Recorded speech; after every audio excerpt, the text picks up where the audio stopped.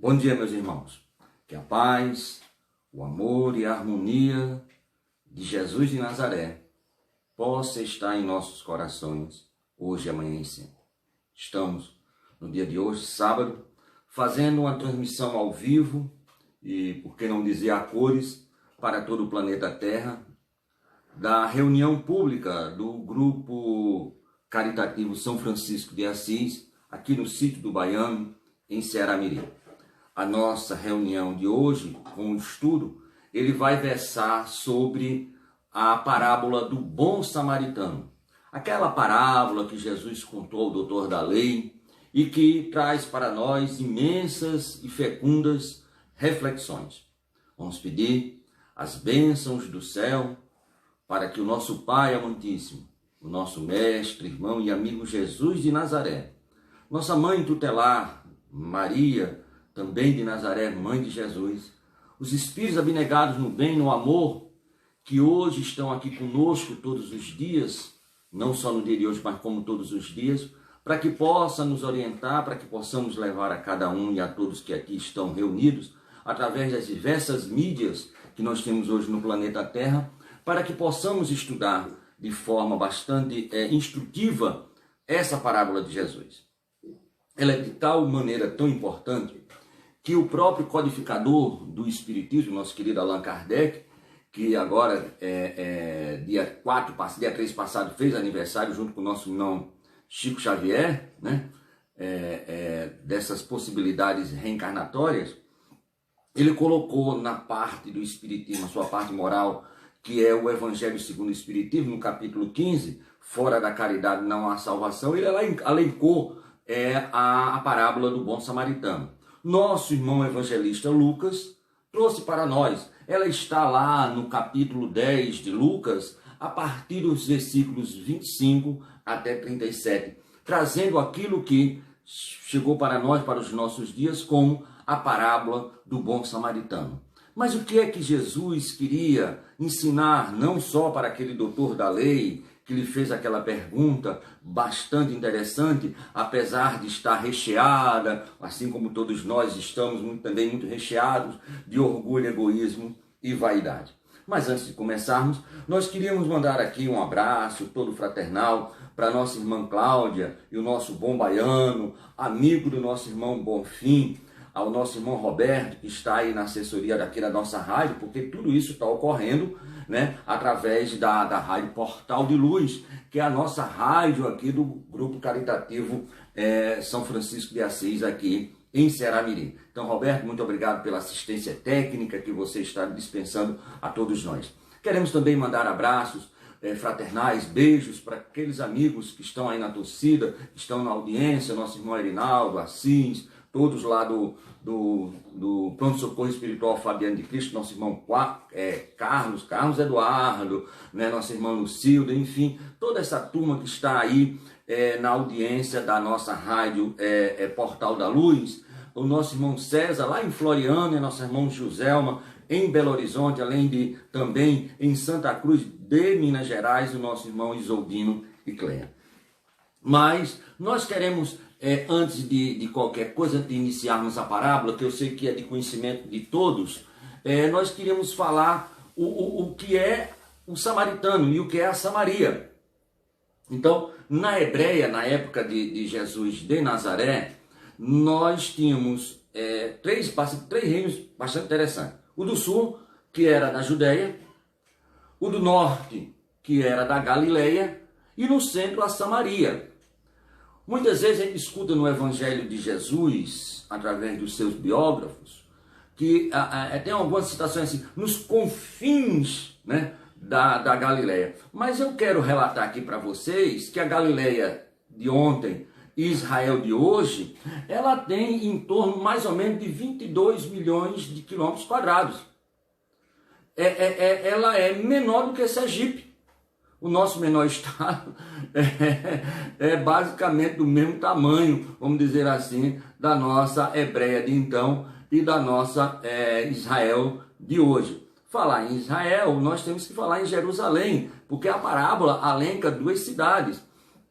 A cidade de Jerusalém e a cidade de Jericó. Para vocês terem uma ideia, Jerusalém, na época de Jesus, ela já tinha 3.000 anos de fundação. Jericó um pouquinho mais velha, vamos dizer assim, ou como diz nosso irmão Éden, presidente da Federação Espírita do Rio Grande do Norte, jovem há mais tempo, com algo em torno mais ou menos de 9.000 anos. Isso na época de Jesus, se passaram 2.000 anos. Jerusalém, ela tem como nome o que seria, vamos dizer assim, um legado da paz. Já Jericó seria algo como em torno de perfumada. E notem, por que Jesus inicia a sua parábola dizendo que um homem descia de Jerusalém para Jericó? Por quê? Jerusalém, ela fica mais ou menos a uma altitude de 800 metros, 700 e algumas coisas, quase 800 metros. Só que Jericó, ela está algo em torno mais ou menos de 270 metros abaixo do nível do mar. Então, vamos pegar aqui o nosso mar, da nossa Ribinha, da nossa praia do Forte, de Areias Pretas, e vamos botar 270 metros para baixo, é onde Jericó se encontra. Mas isso são informações para que a gente tenha a ideia do contexto em que está a parábola de Jesus. Nós vamos ler a parábola de uma forma geral e depois, em seguida, nós vamos tecer alguns comentários com relação àquilo que Jesus quis nos ensinar. Porque temos que analisar, como muito bem ensinou nosso irmão Severino Celestino da Silva, muitos anos atrás, quando tivemos o prazer de, junto com o nosso irmão Erinaldo Bezerra, passarmos uma semana de verdadeiro deleite, porque além da presença do nosso irmão Severino Celestino da Silva, tivemos também nessa uma semana a presença do nosso irmão pastor Neemias Marien, que já foi para o plano espiritual, e o padre Miguel Fernandes. E ele nos ensinava naquela época que Jesus era um hebreu e falava de um hebreu para um hebreu. Lógico, o evangelho do Cristo, que é o evangelho de Deus, ele é universalista. Onde estiver no universo, aquela lei que Jesus trouxe, que é a lei do Pai. Mas ele falava de um hebreu para um hebreu. E ele alencava o seguinte: aonde é que Jesus estava? Com quem Jesus estava falando? E ele nos dá um exemplo muito grande em relação, principalmente, aos seus ensinamentos. Então, se ele falava com financistas, ou pessoas que tinham dinheiro, ele usou a parábola do dracma perdido. Mas se ele falava com alguém que era da agricultura, ele alencava através das suas conversas, através das suas parábolas, igual a, se estivesse falando com agricultores, ele usava a parábola do semeador. O semeador saiu a semear. E assim tem que concluir esse raciocínio enquanto Jesus de Nazaré. Mas o evangelista Lucas, ele nos relata o seguinte, que levantando-se, um doutor da lei faz uma pergunta para tentar Jesus. Mestre, o que é preciso para que eu tenha a vida eterna? Jesus lhe respondeu. E a resposta de Jesus é muito interessante, porque ele diz assim: o que é que está escrito na lei e como leis? E o doutor da lei diz: olha, amarás o seu Deus com todas as forças, todas as suas almas, né? E o próximo como a si mesmo. Jesus disse: muito bem, disseste muito bem, faz isso e viverás. Ótimo. Mas o doutor da lei, querendo parecer, assim como muito de nós, aquilo que não somos de fato e direito, mas que estamos a caminho, porque os nossos erros, as nossas dificuldades de hoje, já foram enfrentadas por todos aqueles que hoje estão em planos superiores a nós. Eu fico muitas vezes me perguntando, de mim para comigo mesmo, quando eu vejo os exemplos de Adolfo Bezerra de Menezes, de Francisco de Assis, do nosso querido João Barbosa, o nosso Fabiano de Cristo, quantas vidas, quantas encarnações, quantas alegrias, quantas tristezas, quantos erros e acertos foram precisos para que Adolfo se transformasse em Bezerra, e Francisco em Assis, e João em Fabiano de Cristo. Então, querendo parecer mais do que era, ele perguntou: e quem é o meu próximo? E Jesus conta a parábola. Ele vai analisando de acordo com as nossas possibilidades evolutivas. Porque essa parábola ela tem uma série de contextos e eu vou falar para vocês com toda a sinceridade do meu coração, é a parábola que eu mais estudei até hoje do Evangelho de Jesus.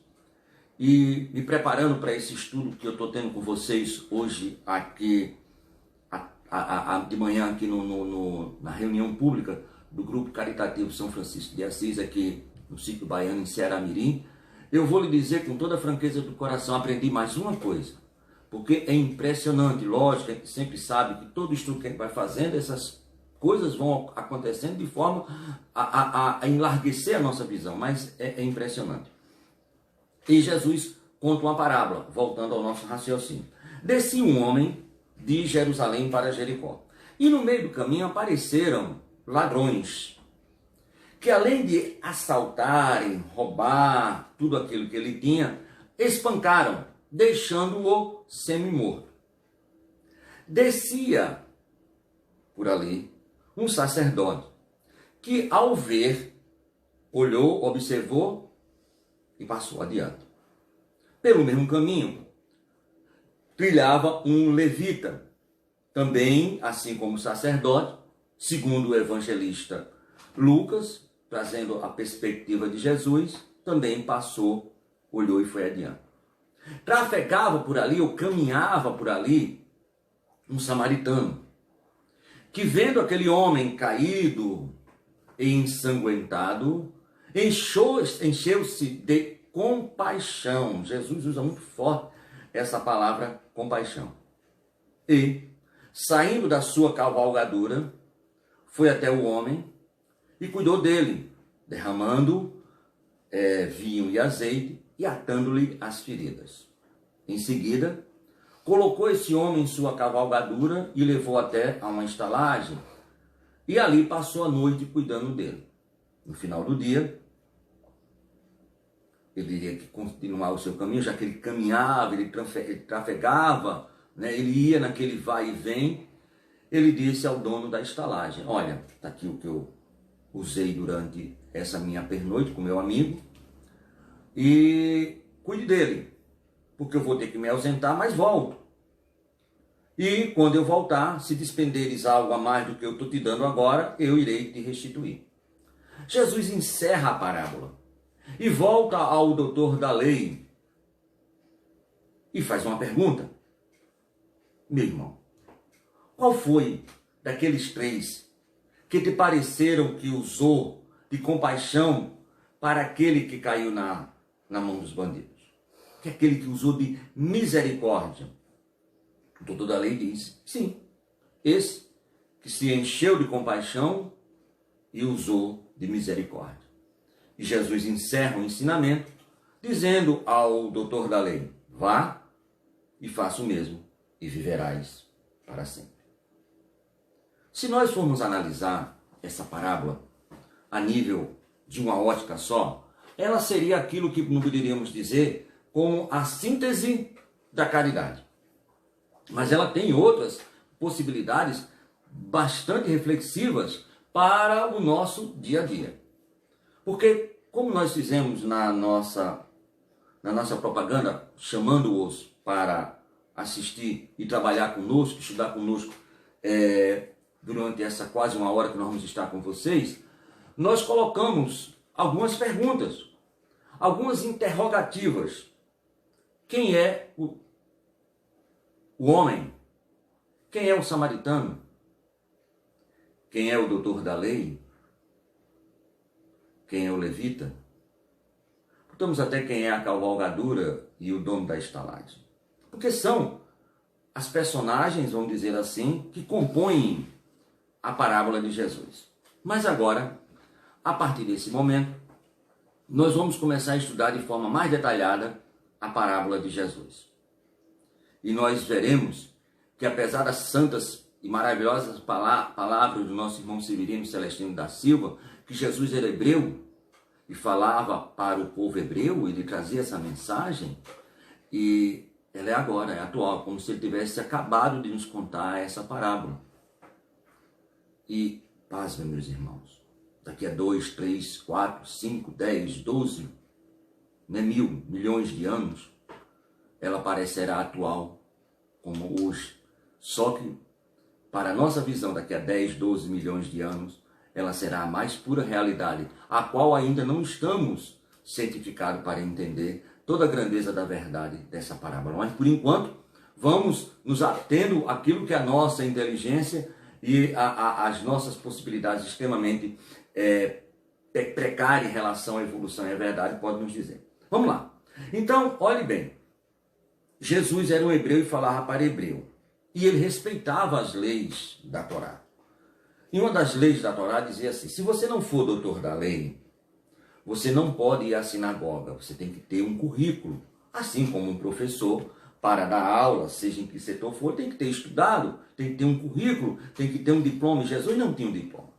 Mas se abriu uma exceção, lá em Moisés, que é o sábado, qualquer um, mesmo que não fosse doutor da lei, poderia ir à sinagoga, ler a parte da Torá e fazer um comentário. Se nós formos observar, vamos verificar que sempre Jesus está falando ao sábado. Você nunca vê, Jesus estava na sinagoga na segunda-feira, na terça, na quarta, porque a lei era reservada aos doutores da lei. Então era sempre o sábado. E aí Jesus estava na sinagoga. Então levanta-se um doutor da lei fazendo uma pergunta para o tentar. O doutor da lei era alguém que estudava a Torá, que é o ensinamento judaico, hebraico, da nossa Hebreia de então. Mas com que intenção, vamos dizer assim, esse doutor da lei fazer essa pergunta para tentar a Jesus? Se formos observar a vida messiânica do nosso mestre, nós vamos encontrar diversas e diversas oportunidades através dos seus biógrafos, nossos apóstolos, em que aqueles que queriam tentar ou fazer com que Jesus errasse em alguma coisa, sempre chegava muitas vezes com muitas carícias, com muito amor, com muito carinho: bom mestre, como é que eu faço isso? Mas muitas vezes era somente para dizer assim, como se fosse aqui no Nordeste, pegar Jesus no contrapé. E ele faz uma pergunta: já que você está aqui no dia de sábado, lendo a Torá, explicando para a gente, eu quero saber desses seus ensinamentos, como é que eu faço para eu ganhar, para eu possuir a vida eterna. Aí olhe bem, aí já começa a analisar a parábola. A vida eterna. Em que sentido o doutor da lei falava em vida eterna? Dentro da nossa perspectiva espírita, a vida eterna é a vida espiritual.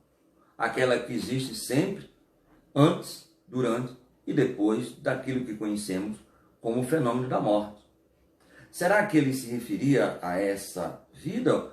Ou aquela vida, vamos dizer assim, que os nossos irmãos cristãos, de uma forma geral, falam do paraíso e do inferno? Mas era uma preocupação. Esse homem ele poderia ser um homem orgulhoso, assim como todos nós somos, mas tendo as suas possibilidades evolutivas. E mesmo que ele tenha feito isso, e não negamos, que ele tenha feito isso com toda possibilidade de maldade, trouxe para nós um ensinamento maravilhoso, e por isso nós temos que agradecer. Imagine se esse doutor da lei não tivesse feito essa pergunta para tentar a Jesus. Nós perderíamos aquilo que estamos estudando hoje, como a parábola do bom samaritano.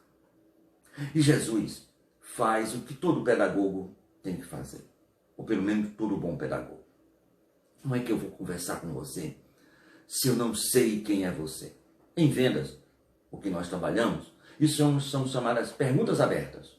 São perguntas que não possibilitam dizer sim nem não. Então, qual, o que, como, eu não posso dizer no final sim ou não, porque eu tenho que continuar esse diálogo. E Jesus faz perguntas abertas. Ele faz duas perguntas muito interessantes. O que é que está escrito na lei? E como você a entende? A lei que Jesus fala é a Torá, que é a lei de Deus. Agora a interpretação é nossa. E dependendo da forma como o doutor da lei respondeu essa pergunta, Jesus teria ali naquela resposta uma análise de quem era aquele homem, quais os seus conceitos, quais os seus preconceitos, qual a sua inteligência, qual a sua parte de moralidade. Numa pergunta simples, Jesus faz uma análise maravilhosa daquele homem. Porque dependendo da interpretação que cada um dá, poderia ser um doutor da lei, ou um fariseu, ou um saduceu. Dependendo daquela multidão que se fazia na Hebreia de então, toda a população de hoje Israel, existiam diversas seitas e cada uma tinha uma interpretação diferente. E meus irmãos, pasmem, não mudamos muito.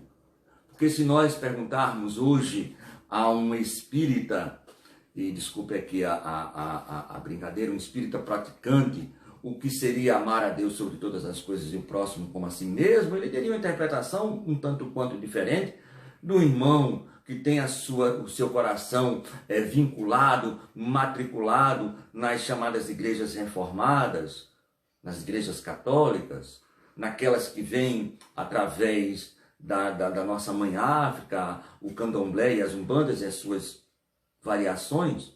Lógico que na essência estaríamos dentro desse contexto, mas cada um dentro das suas possibilidades evolutivas, porque assim nos compete.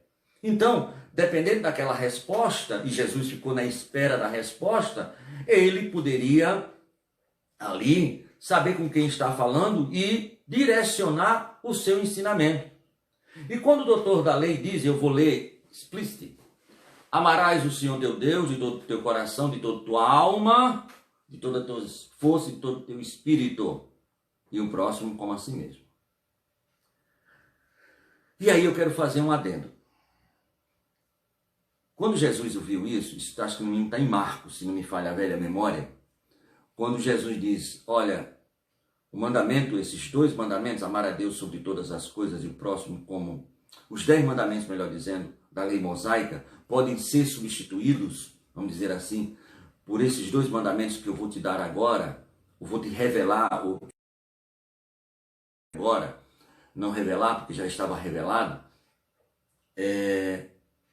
amar a Deus sobre todas as coisas e o próximo como a si mesmo. Farás isso e viverás muito. Muito bem. Só que esse ensinamento que Jesus traz para nós no seu Evangelho, e é por isso que nós sempre repetimos que o Evangelho é de Deus, tudo pertence ao Deus, é o nosso comandante em chefe, o nosso general, o nosso irmão mais velho, o nosso irmão mais caridoso, o diretor do planeta, um espírito de escola, mas o Evangelho é do Pai. E antes, em Levítico, ele traz esse ensinamento. O que Jesus é um judeu, vendo o ensinamento, porque lá fala, deixa eu só ir aqui um pouquinho mais para frente, para ver se eu trago para vocês essa possibilidade. Olha só, Levítico 21, 11 e Números 19, 11 também diz assim, não se chegará, amarás o Senhor teu Deus, né, de todo o teu coração, de todo o teu pensamento. Esse é o primeiro ensinamento. Aí ele traz isso lá em Deuteronômio, de Levítico. Ouve Israel, Senhor nosso Deus, é o único Senhor. Amarás, pois, o Senhor teu Deus de todo o teu coração, de todo o teu amor, de toda a tua alma, de todas as tuas forças. Em Levítico, no caso 19, 17, diz assim, não odiarás o teu irmão no teu coração, não deixarás de repreender o teu próximo, por causa dele não sofrerás pecado. Não te vingarás, nem guardarás ira contra teu filho, o teu irmão, mas amarás o teu próximo como a ti mesmo. Eu sou o seu Senhor. Então, desses 2 ensinamentos que estão lá em Deuteronômio, no Primeiro Testamento, em Levítico, Jesus traz para a gente e faz, avalizando que aquilo que Moisés trouxe de divino é divino. A parte que não é divina, ele nunca aconselhou, inclusive, sempre condenou de forma bastante enérgica. Assim como o Espiritismo também vem dizer que o Evangelho do Cristo é a realidade. É por isso que no primeiro capítulo do Evangelho, segundo o Espiritismo, que é a parte moral do Evangelho, ele traz essas possibilidades. E não vim destruir a lei, mas sim fazê-la cumprir. Jesus falava e o Espiritismo também fala. E mais na frente teremos outras revelações tão belas como foram as revelações de Jesus de Nazaré e do Espiritismo. Mas voltando à parábola, né? Então, farás isso e viverás. Olha bem, nós temos a vida eterna que o homem procura saber, o doutor da lei. E Jesus, viverás. Na materialidade, não pode ser. Então, Jesus já falava ali da vida após a vida. Que ele, 3 anos depois, mais ou menos, 2 anos e alguma coisa, depois ele iria comprovar quando, na quinta e na sexta-feira ingrata, ele sofre o fenômeno da morte e volta, né, ao plano espiritual e ali, através das possibilidades evolutivas do espírito, se torna visível, come peixe e tudo mais, como qualquer um de nós poderá fazer, porque isso é uma das propriedades do espírito, através do seu perispírito, que é uma outra aula que nós vamos ter mais na frente. Tivemos aí uma intempérie a nível tecnológico, mas acho que voltamos ao ar. Vamos ver aí se o pessoal volta, manda aí alguns avisos que a gente sabe se voltou ou não. Mas muito bem. Então, ele começa, como nós estávamos falando, a contar essa parábola do bom samaritano. E ele começa dizendo assim: descia um homem de Jerusalém para Jericó. O que ele queria dizer com isso? Nós falamos anteriormente que Jerusalém fica mais ou menos a 750, 800 metros de altura. Já Jericó, ela fica a 270 metros abaixo do nível do mar. É uma descida. Não deixa de ser. Você está descendo quase 1 quilômetro, né, para chegar a Jericó. Mas devemos lembrar que naquela época, 2 coisas muito interessantes. Jerusalém, assim como hoje, eu acho até mais hoje do que ontem, era uma cidade religiosa, uma cidade espiritual. Jericó, naquela época, era a cidade da materialidade. A cidade onde o dinheiro tudo comprava e ninguém se preocupava, muitas vezes, com ninguém. Jesus sempre ascendeu ao Monte Tabor, ao Monte Carmelo, ao Monte das Oliveiras. Só teve uma vez que Jesus desceu, foi quando ele foi a Jericó resgatar um grande irmão. Aquele que era Ananias, aquele que era Zaqueu se transformou em bispo. Não.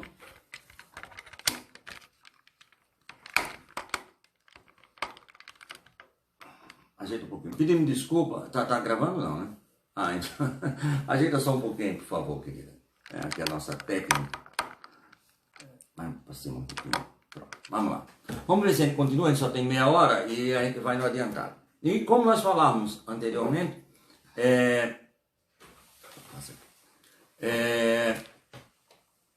Jerusalém, ela é uma cidade espiritual.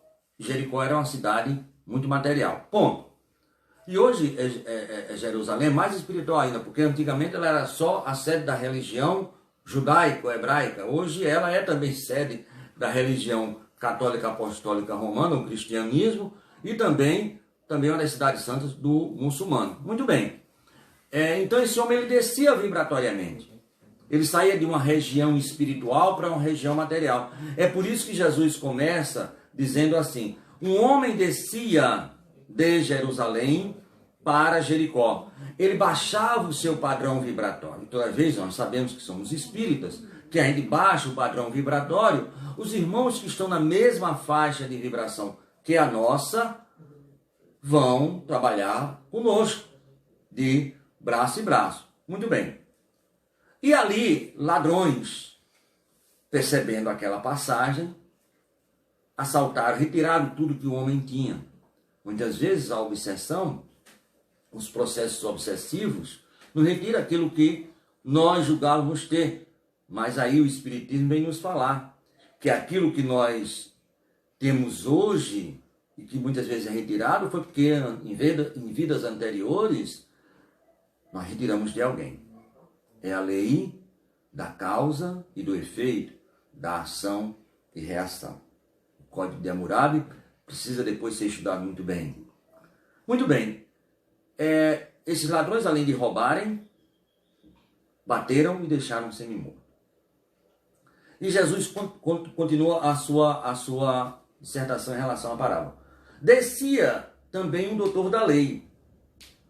Olha lá, descia, padrão vibratório, era um homem espiritual descendo para a possibilidade material. Nada contra a matéria. Sem a matéria nós não evoluímos. Mas a matéria aí não é essa matéria nossa, mas as nossas visões extremamente deturbadas que podemos ter. E um levita também caminhava pelo mesmo caminho, também descendo, assim como nosso irmão sacerdote. Mas trafegava por ali um samaritano. Só que a gente vai fazer uma observação. Quem é o sacerdote? O sacerdote, se a gente for ler o Primeiro Testamento, a gente vai verificar que o sacerdote em Israel era aquele que tinha uma ligação direta, um parentesco com Arão, que era irmão de Moisés, no qual Moisés determinou que Arão seria o sacerdote, aquele encarregado. Eu acho que agora a gente voltou, né? Eita, mas vamos lá, é assim mesmo, as dificuldades da vida, a primeira vez que a gente trabalha com essas tecnologias e temos que aprender. Mas muito bem, voltamos aqui da Rádio Portal da Luz, né? Através da reunião pública no grupo caritativo São Francisco de Assis, aqui no sítio Baiano, em Ceará-Mirim. Nós estamos falando sobre a parábola do bom samaritano. Então, o sacerdote seria aquele que Moisés recomendou, o sacerdote seria aquele parente direto de Arão, que Moisés recomendou que Arão seria o grande sacerdote, e todos seriam vinculados. Então o sacerdote era alguém da linha direta do nosso querido Arão e Moisés. O levita ele seria aqueles da tribo de Levi, que seria encarregado da manutenção da sinagoga. Só que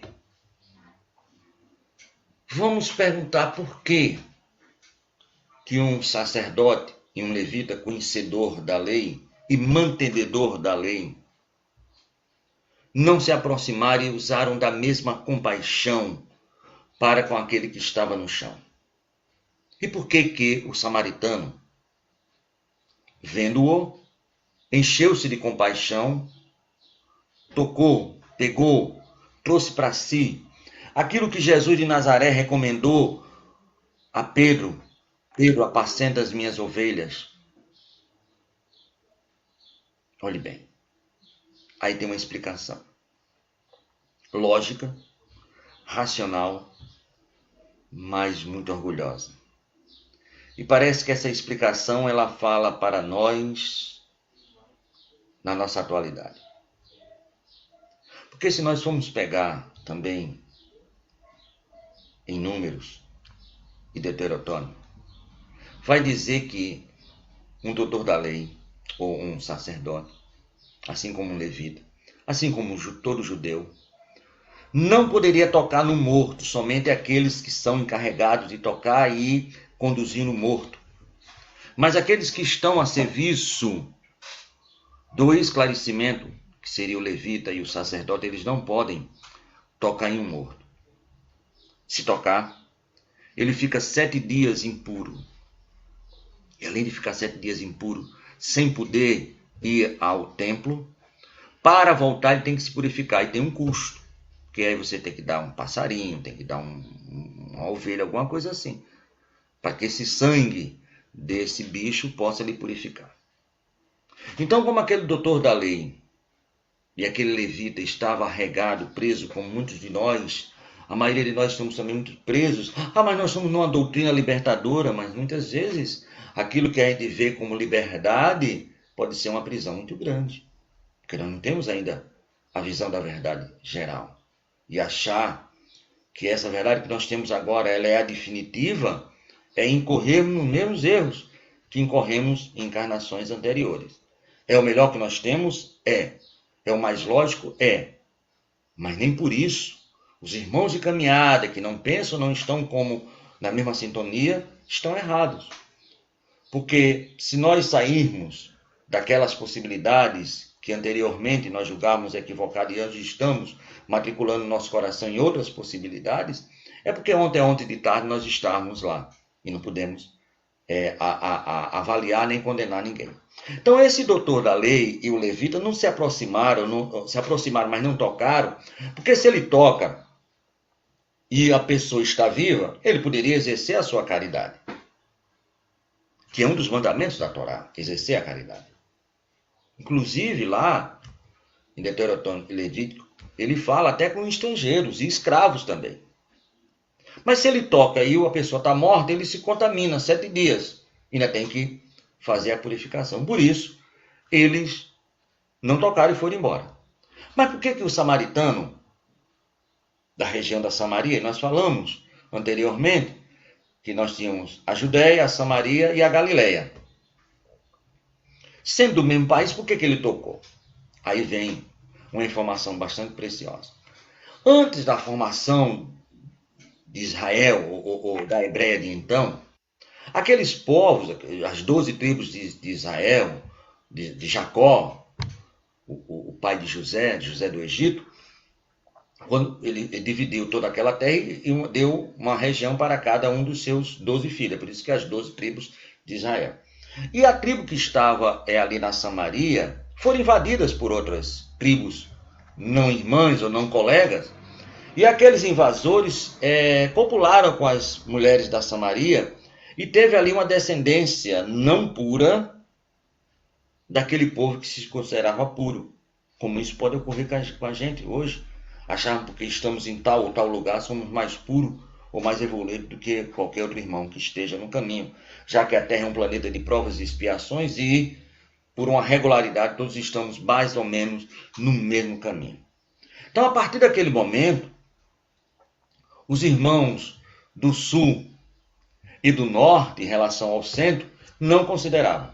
Para vocês terem uma ideia, se eu fosse um hebreu, um doutor da lei, um sacerdote, um homem de mais pura moral, um homem íntegro, fosse visto apenas ao lado de um samaritano, não precisa nem estar conversando, apenas ao lado, por exemplo, para o dia de hoje, na parada do ônibus esperando um transporte, se eu fosse visto, eu já ficaria com má fama. Olha, aquele doutor da lei, aquele sacerdote estava lá do lado de um samaritano, para termos uma ideia de quanta inimizade ou ojeriza tinha o povo da Hebreia em relação ao samaritano.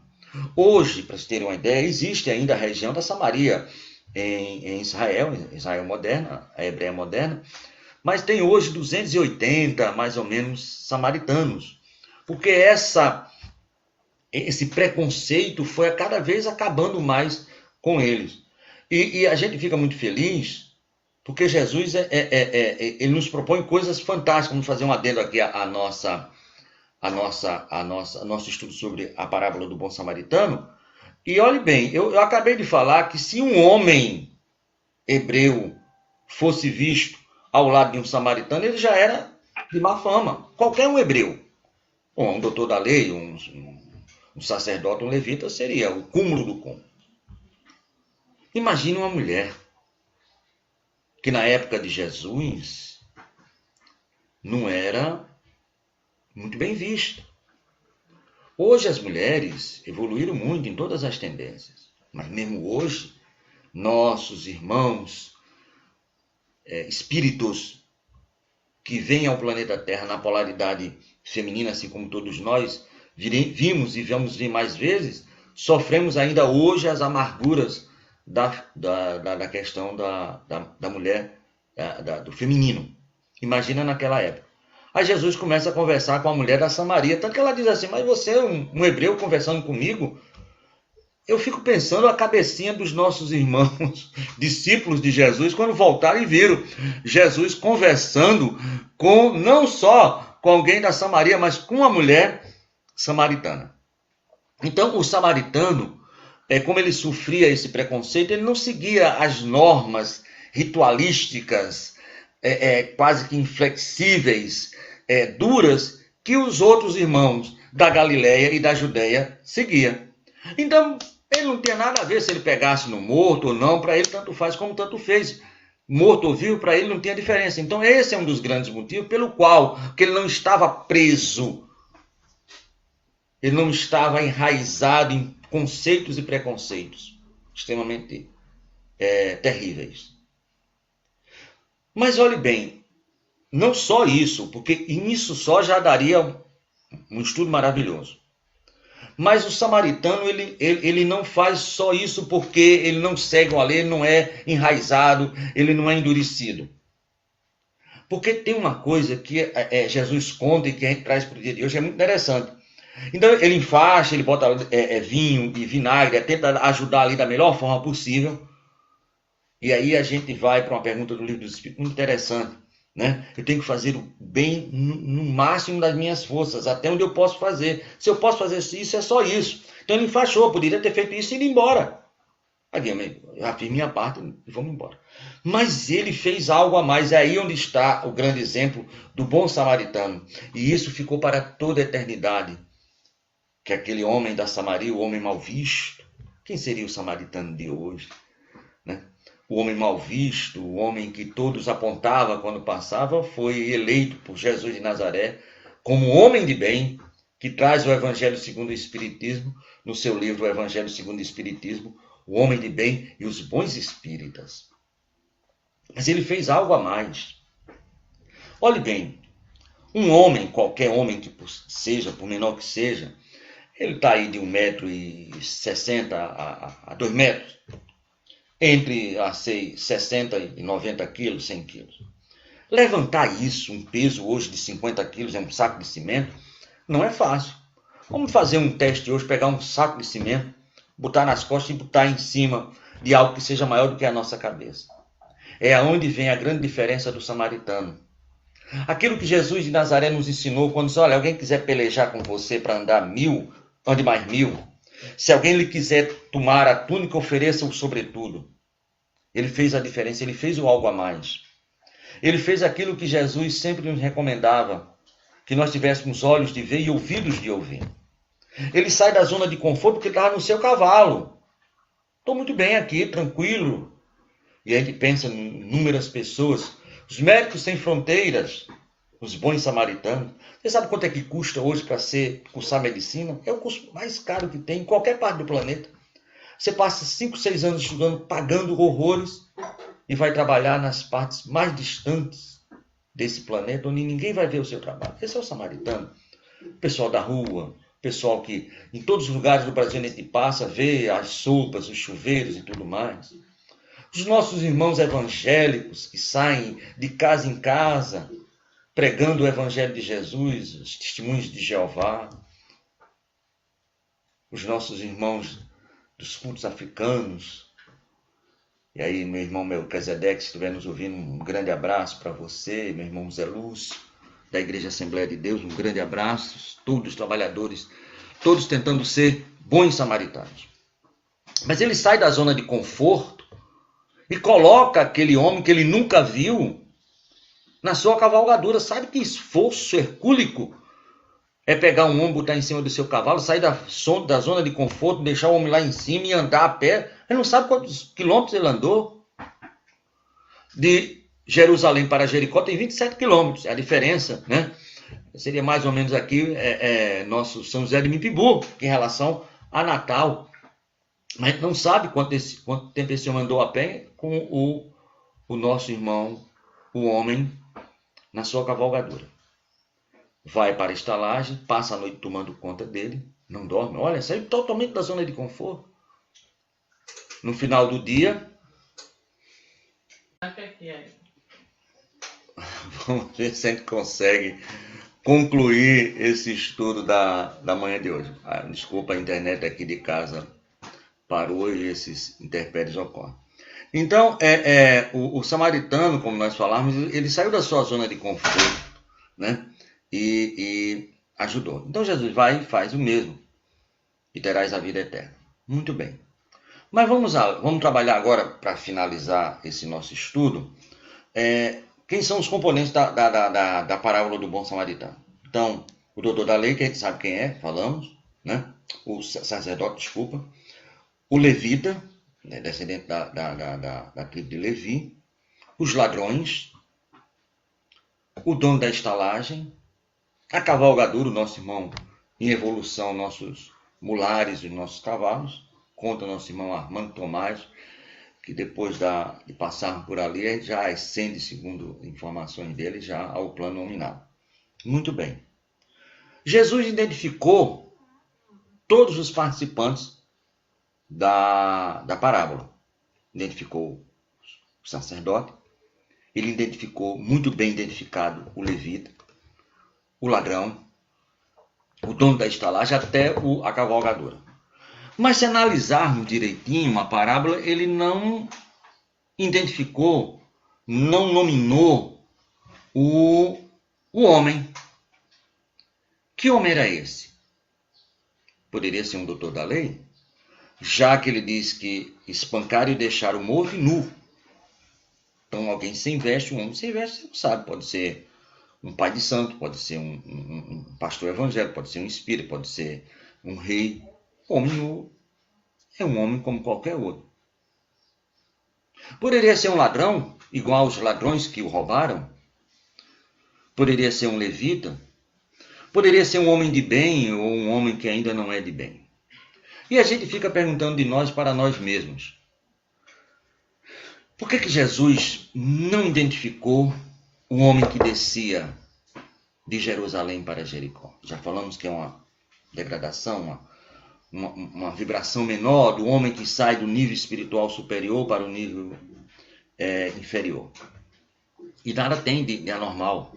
Pedro, quando Jesus pergunta o que é que os homens dizem que eu sou, Pedro, sintonizando com o plano espiritual superior, tem um arrebatamento, vamos dizer assim, né? Uma comunicação, diz, olha, você é Cristo, Filho de Deus vivo, muito bem, foi o Pai, né? Os espíritos superiores que lhe avisou. Em seguida diz que vai a Jerusalém e vai sofrer. Pedro baixa, tem medo, baixa o padrão vibratório e o irmão inferior se aposta, vamos dizer assim, de Pedro, diz, olha, mestre, o senhor não vai, até abre os braços, e Jesus diz, passe de mim, tá lá, foi as palavras de Jesus com certeza, mas passe de mim, Sataniel. Pô, a hora tá, eu estava com Deus, e agora estou com... Então, esses nossos padrões. Então, o homem descia.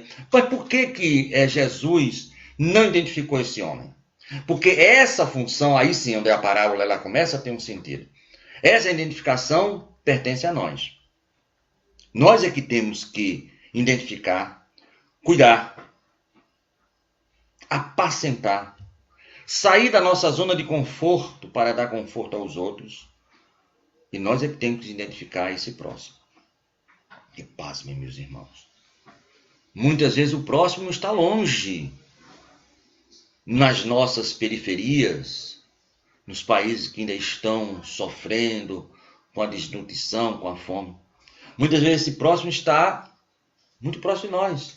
É esposo, filho, aqueles a qual nós encarnamos e tivemos que ter um compromisso maior. O nosso compromisso maior é com a nossa consanguinidade.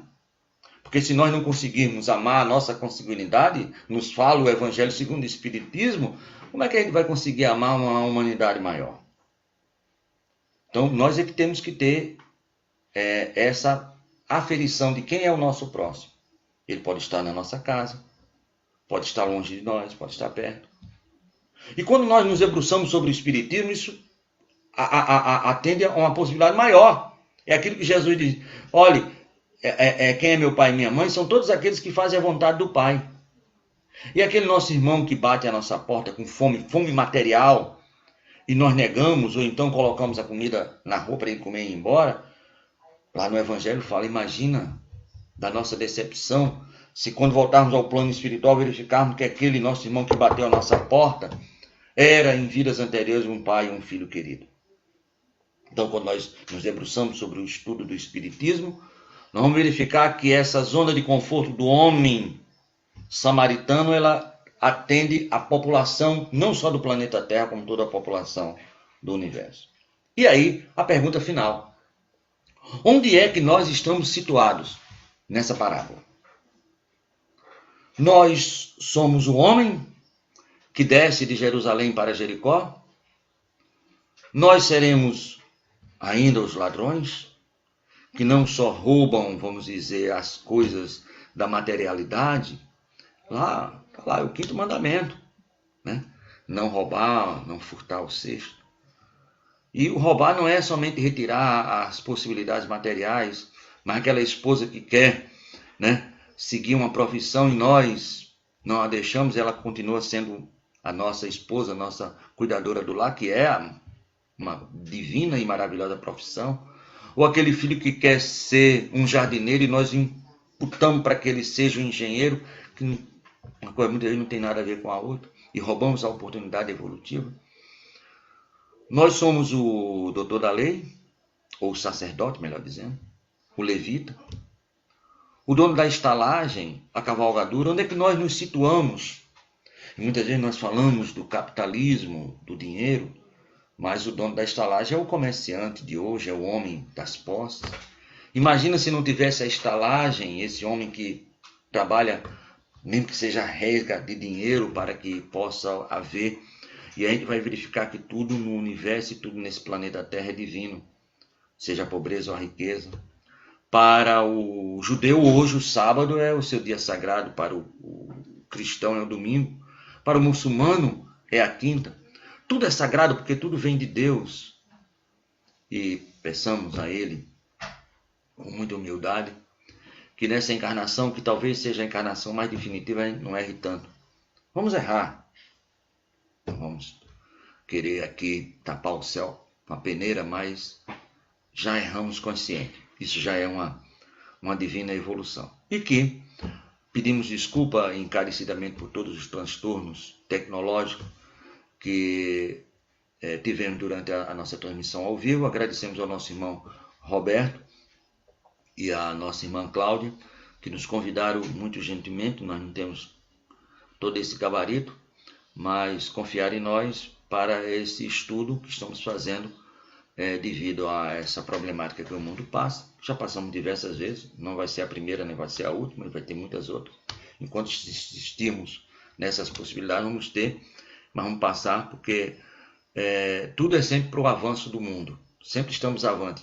Deus não faz nada para que a gente possa estacionar ou parar, e sempre para avante. E esse é mais um motivo da gente ir para frente. Muito obrigado, fiquem com a paz de Deus e até uma próxima oportunidade, se Ele permitir. Paz com Jesus.